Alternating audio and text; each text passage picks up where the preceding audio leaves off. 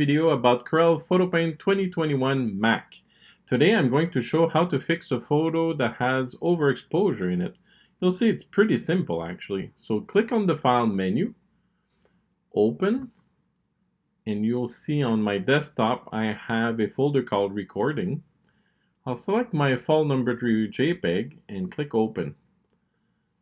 Now that the photo is open, you'll see on the far right I have the inspector Docker called adjustment already open, and by default there's the histogram open. And all you have to do is click the button here where it says auto adjust.